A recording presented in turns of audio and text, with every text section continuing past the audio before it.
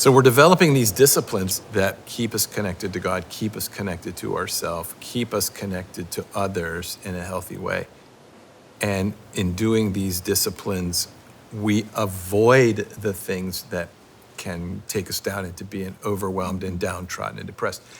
So negative emotions, handling negative emotions, very important. What's another practice that you could suggest for us to help us stay connected to ourselves and to God and to others? Well, instead of describing the practice, let's just do it. Okay. Let's just enter into it. So wherever you are, take some deep breaths.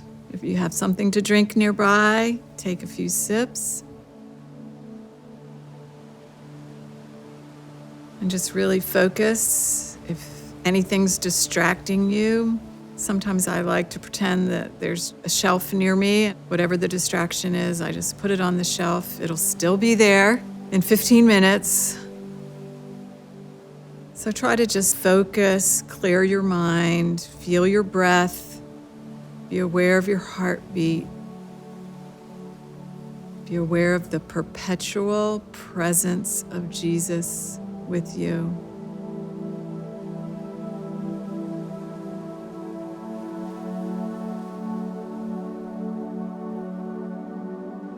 And as you relax, I want you to imagine a garden. There's lots of different kinds of gardens. It can be real, or it can be in your imagination. One you've been to, one you've heard about, one you've seen in a book or a movie. I want you to imagine a garden.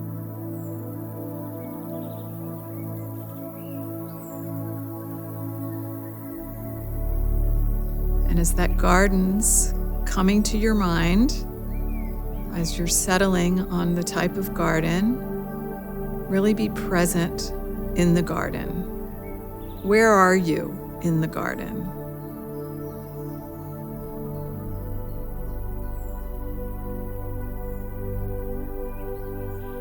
And what are the elements of the garden? See if you can identify all the different elements of the garden.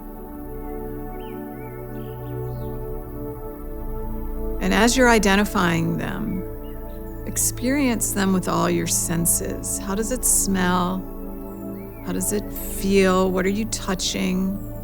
How does it feel beneath your feet or if you're sitting? What are the sounds? What are the colors you're seeing? Really enter in to the space.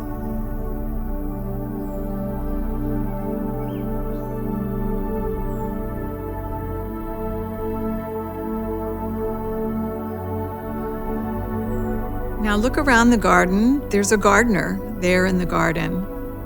Where's the gardener?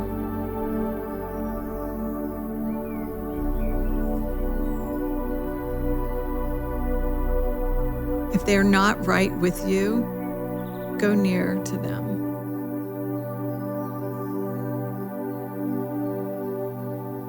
And now walk through your garden with the gardener and let him explain to you what you're experiencing, what you're seeing, what you're smelling, what you're hearing. All of it has meaning, deep meaning. Ask him questions about what you're experiencing in your garden.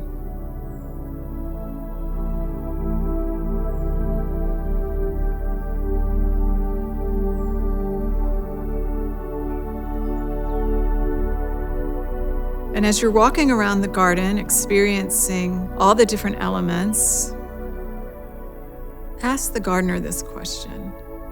Is there anything in this garden that shouldn't be there? Is there anything in this garden that you didn't plant, that you didn't place in this garden?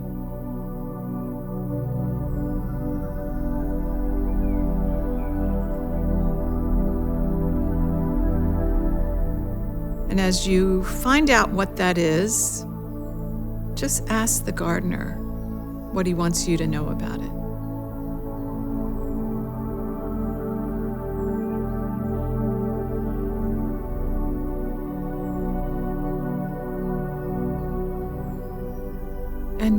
let him know if you're willing to remove it if it's not supposed to be there. And if you're willing, watch what he does with that element of the garden that he didn't place there.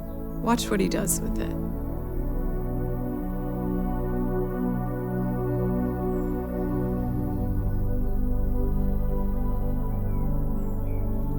Continue to walk through the garden or be in the garden with the gardener. And tell the gardener, what's your favorite thing in the garden? Tell the gardener about it, why it's your favorite. What emotions do you feel?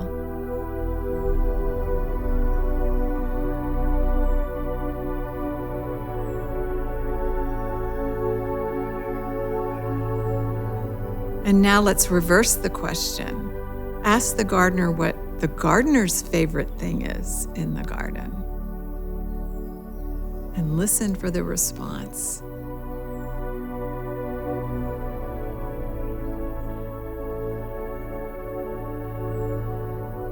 And why is that the gardener's favorite thing?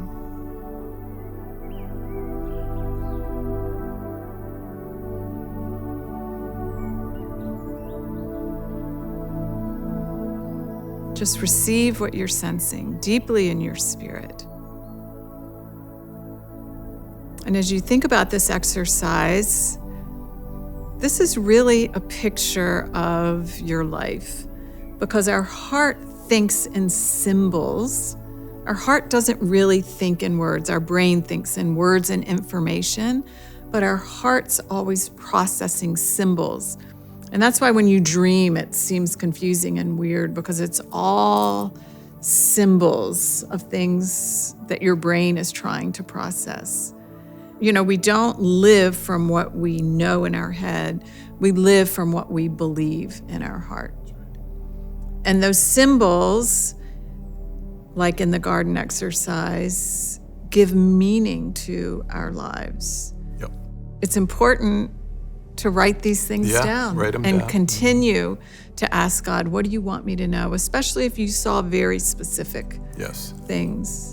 Yeah, and I love it because as I'm going through it again, the gardens change sometimes, and the things the gardener points out change. But I think about how it enhances creativity in my mind. It makes me more creative with the symbols and the pictures.